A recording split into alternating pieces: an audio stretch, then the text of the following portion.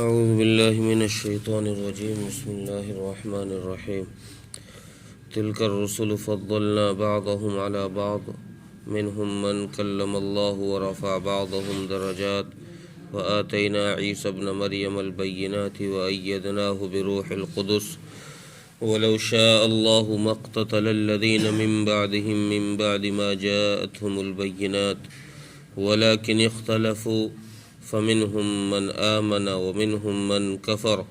ولو شاء الله ما اقتتلوا ولكن الله يفعل ما يريد۔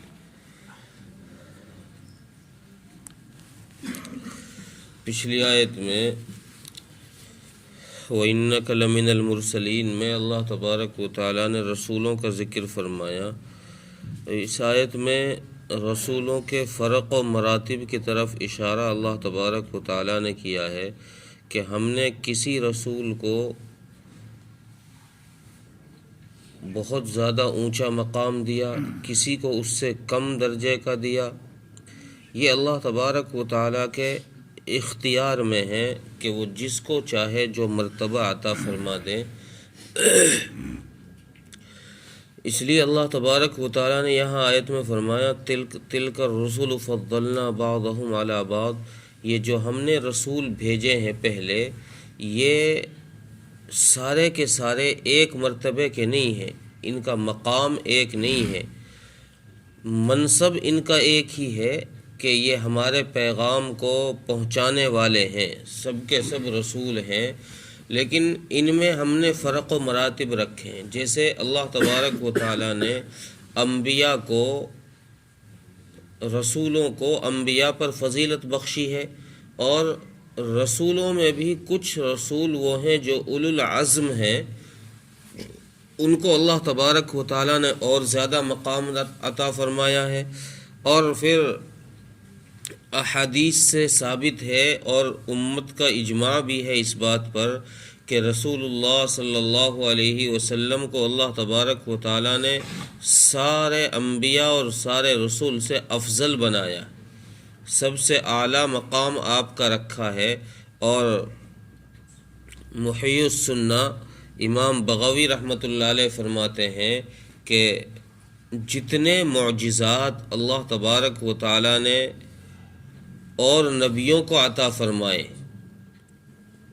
سارے نبیوں کو جو معجزات عطا فرمائے، وہ سارے کے سارے رسول اللہ صلی اللہ علیہ وسلم کو اللہ تبارک و تعالیٰ نے عطا فرمائے، اور مزید اس کے علاوہ بھی کچھ معجزات اللہ تبارک و تعالیٰ نے عطا فرمائے، جیسے آپ کی انگلی کے اشارے سے چاند کے ٹکڑے ہو جانا، اور پتھروں کا آپ سے بات کرنا، درختوں کا آپ کو سلام کرنا، اور آپ کی نبوت کی گواہی دینا، جانوروں کا آپ سے آ کر کلام کرنا، آپ کی نبوت کی گواہی دینا، ایسی بہت ساری نشانیاں، آپ کے ہاتھ سے پانی کے فوارہ، انگلیوں کے درمیان سے پانی کا فوارہ کی طرح پانی کا نکل جانا، ایسے بہت سارے معجزات ہیں جو اللہ تبارک و تعالیٰ نے آپ کو مزید عطا فرمائے۔ اس لیے امت کا اجماع اس بات پر ہے کہ رسول اللہ صلی اللہ علیہ وسلم سارے انبیاء اور سارے رسول میں سب سے افضل ہیں۔ آگے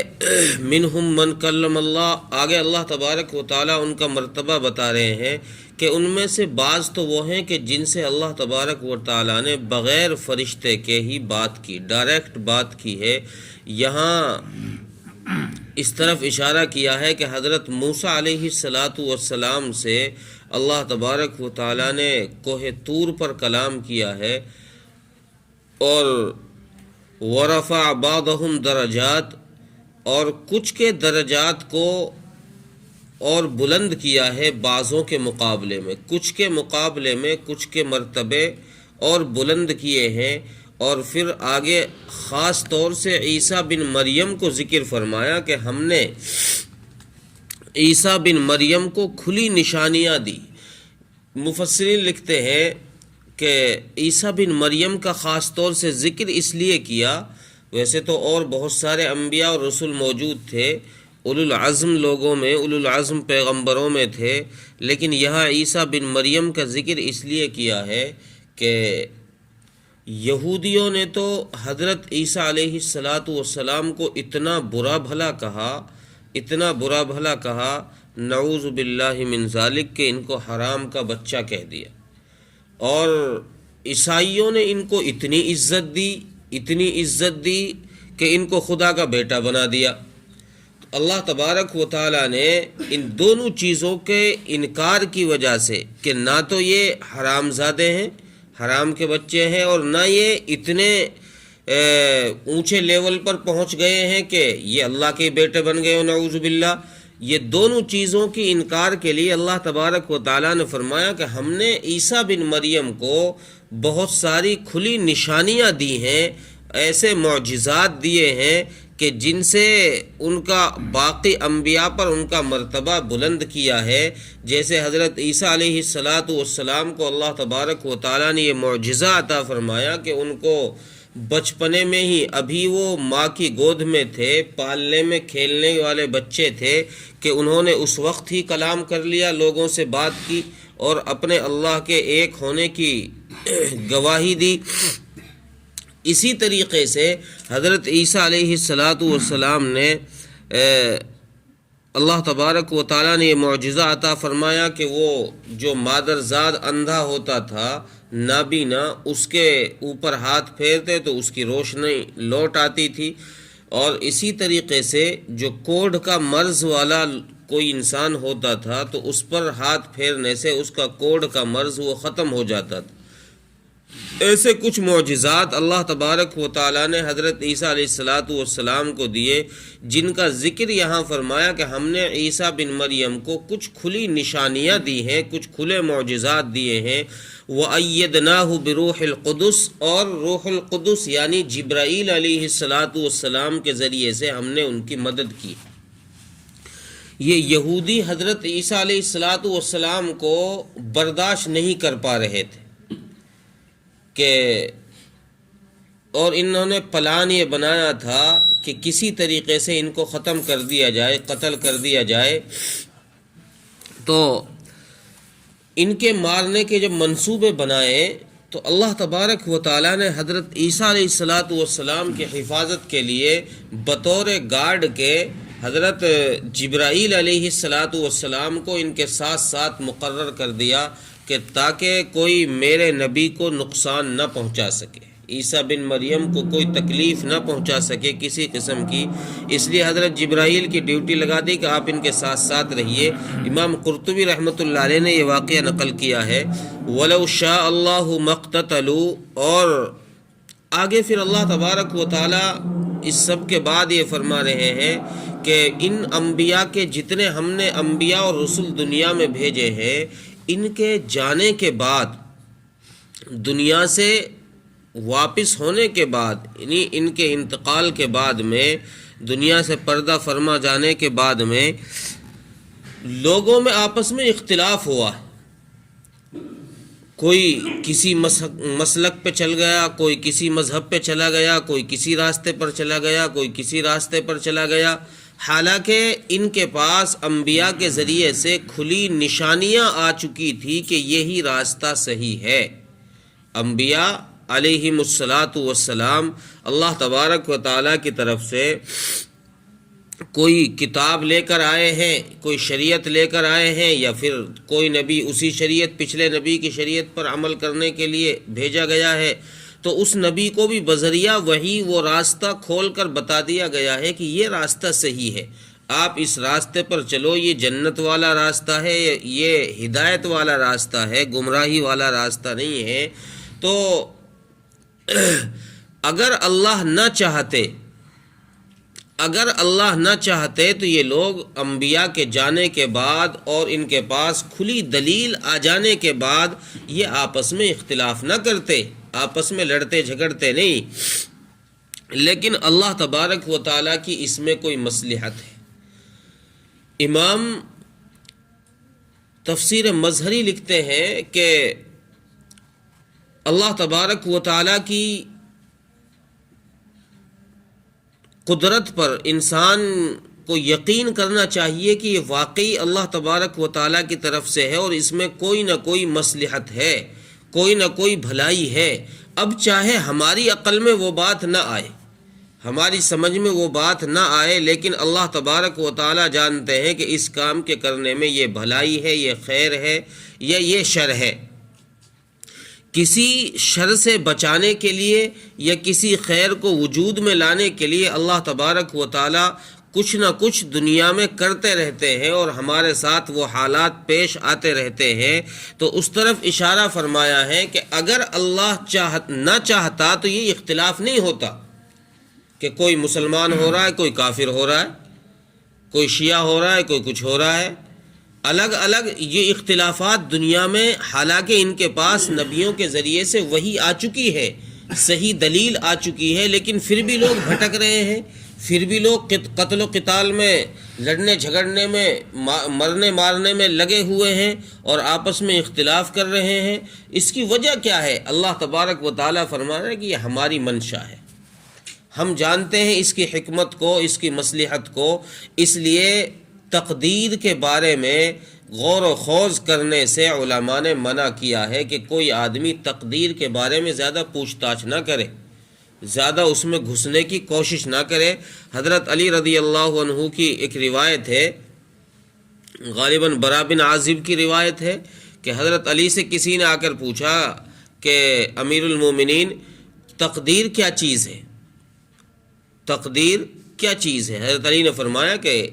ایک اندھیرا راستہ ہے، ایک کالا راستہ ہے۔ اس آدمی نے پھر دوبارہ سوال کیا کہ امیر المومنین تقدیر کیا چیز ہے، آپ تھوڑا بتا دیجئے۔ امیر المومنین حضرت علی رضی اللہ عنہ نے فرمایا کہ گہرا سمندر ہے، گہرا سمندر ہے۔ اس آدمی کے پھر سمجھ میں بات نہیں آئی، اس نے پھر تیسری مرتبہ سوال کیا، امیر المومنین تقدیر کے بارے میں ذرا بتا دیجئے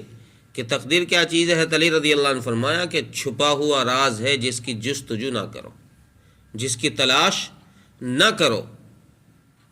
تو اس طرف اشارہ کیا حضرت علی رضی اللہ عنہ نے بھی کہ اس میں گھسنے کی کوشش ہی نہ کرو۔ اگر تم گھسے، حضرت عائشہ رضی اللہ عنہا کی ایک روایت ہے، اگر تم نے تقدیر کے بارے میں سوال کیا اور تقدیر کے بارے میں پوچھ تاچھ میں یا جستجو میں تم لگے، تو پھر یاد رکھو کہ مرنے کے بعد قیامت میں تم سے اس کا سوال کیا جائے گا کہ تم اس بارے میں کیوں گھسے، چونکہ تقدیر ایسی چیز ہے جو ہر ایک کی عقل میں نہیں آئے گی۔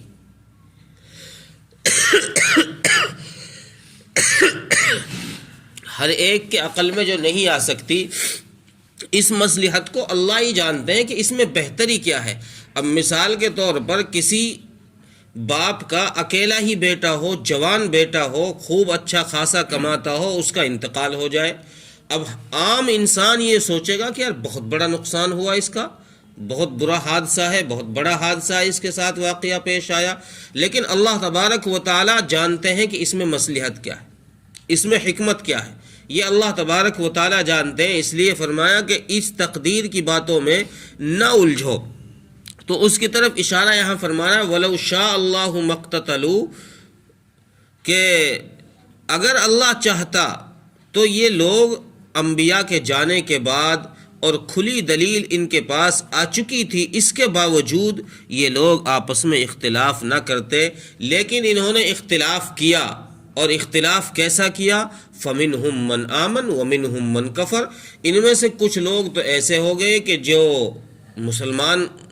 صحیح راستے پر رہے، انبیاء کے بتائے ہوئے طریقے پر رہے، اور کچھ لوگوں نے اختلاف کر کے کفر اختیار کر لیا، انبیاء کی باتوں کا انکار کر دیا، اور اس صراط مستقیم کا جس کو نبی لے کر آئے تھے اس کا انکار کر دیا۔ اور اگر پھر دوبارہ اسی جملے کو اللہ تبارک و تعالیٰ نے تاکید کے لیے دہرایا کہ اگر اللہ چاہتا تو یہ لوگ آپس میں نہ لڑتے، قتل و قتال نہ کرتے، لیکن وَلَكِنَّ اللَّهَ يَفْعَلُ مَا يُرِيدُ، اللہ تبارک و تعالیٰ جو چاہتے ہیں وہ کرتے ہیں، اس سے کوئی نہیں پوچھ سکتا کہ تو نے یہ کیوں کیا، تو نے یہ کیوں کیا، اس سے کوئی سوال نہیں کر سکتا۔ اس لیے امام قرطبی رحمۃ اللہ علیہ لکھتے ہیں کہ اگر اللہ تبارک و تعالیٰ قیامت کے دن ساری انسانیت کو جہنم میں ڈال دیں تو اس سے کوئی پوچھنے والا نہیں ہے کہ تو نے یہ کیا کر دیا، اور اللہ تبارک و تعالی اس جہنم میں ڈالنے کے فیصلے کے بعد پھر بھی اللہ تبارک و تعالی ظالم نہیں ہوں گے کہ گویا کہ نعوذ باللہ من ذالک اللہ تبارک و تعالی نے ظلم کیا، نہیں۔ اسی طریقے سے اللہ تبارک و تعالی اگر ساری انسانیت کو ہی جنت میں ڈال دے تو پھر بھی اللہ تبارک و تعالی سے کوئی سوال نہیں کر سکتا کہ تو نے اس شرابی کو بھی یہاں کیوں ڈال دیا جنت میں، یہ تو بہت بڑا گنہگار تھا، اس کو بھی جنت میں کیوں ڈال دیا؟ کیونکہ اللہ تبارک و تعالیٰ کی ذات رحیم ہے، اس کی رحم سے یہ امید کی جا سکتی ہے کہ وہ بڑے بڑے گناہوں کو معاف کر دے گا، اس سے کوئی سوال کرنے والا نہیں۔ ترجمہ دیکھیں، تلک الرسل فضلنا بعضهم علی بعض، وہ یہ رسول جو ہم نے بھیجے ہیں ہم نے ان کو بعض پر فضیلت دی ہے۔ منہم من کلم اللہ، ان میں سے کچھ تو وہ ہیں جن سے اللہ تبارک و تعالیٰ نے بات کی ہے، ورفع بعضهم درجات، اور بعض کے درجات کو بعض پر بلند کیا ہے، وآتینا عیسی ابن مریم البینات، اور عیسیٰ بن مریم کو ہم نے کھلے نشانیاں دی ہیں، وأیدناہ بروح القدس، اور روح القدس یعنی جبرائیل علیہ السلام کے ذریعے سے ان کی مدد کی گئی ہے۔ وَلَوْ شَاءَ اللَّهُ مَا اقْتَتَلَ الَّذِينَ مِن بَعْدِ مَا جَاءَتْهُمُ الْبَيِّنَاتُ، اور اگر اللہ چاہتا تو ان انبیاء کے جانے کے بعد لوگ آپس میں نہ لڑتے، حالانکہ ان کے پاس کھلی دلیل آ چکی تھی۔ وَلَٰكِنِ اخْتَلَفُوا فَمِنْهُمْ مَنْ آمَنَ وَمِنْهُمْ مَنْ كَفَرَ، لیکن ان لوگوں نے آپس میں اختلاف کیا اور ان میں سے کچھ تو مسلمان ہو گئے، ایمان لے آئے، اور کچھ کافر ہو گئے۔ وَلَوْ شَاءَ اللَّهُ مَا اقْتَتَلُوا، اور اگر اللہ چاہتا تو یہ لڑائی آپس میں نہ کرتے۔ وَلَٰكِنَّ اللَّهَ يَفْعَلُ مَا يُرِيدُ، لیکن اللہ تبارک و تعالی جو چاہتے ہیں وہی کرتے ہیں۔